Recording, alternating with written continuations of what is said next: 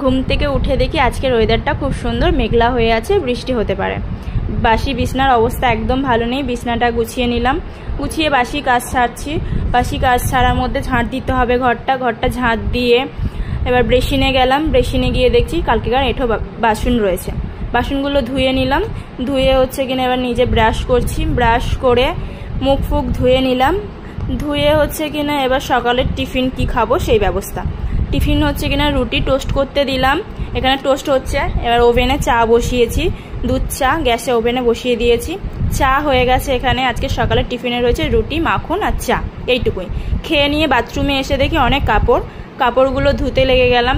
কাপড় জামা ধুয়ে নিলাম। এবার একটা পার্সেল এসে গেছে ফ্লিপকার্ট থেকে একটা অর্ডার করেছিলাম হ্যান্ড ওয়াশ। সেই হ্যান্ড ওয়াশ দুটো এসছে, খুবই ভালো এসছে, আমার তো খুবই পছন্দ হয়েছে, কালো আর হোয়াইটের মধ্যে। ফ্লিপকার্ট নেওয়া হয়ে গেছে। এখানে রান্না করেছি দুপুরে লোটে মাছ, ডাল আর রাইস আর মাংস কষা আলু দিয়ে। এবার দুপুর বেলা হচ্ছে কিনা খেয়ে দিয়ে শুয়ে পড়েছিলাম। বিকেলবেলা একটু বেরিয়েছি আমি, বাবু, আমার হাজব্যান্ড একটু বাইপাসে গেছিলাম, একটু ধাবাতে একটু মাছ খাবো বলে।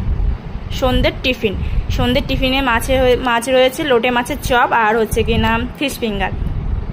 খেয়ে নিয়ে এবার বাড়ি ফেরার সময় একটা ছোট দেখে কোক নিয়েছি। কোক খেতে খেতে বাড়ি চলে এসেছি। এই পর্যন্ত। ওকে বাই, দেখা হবে নেক্সট ব্লগে।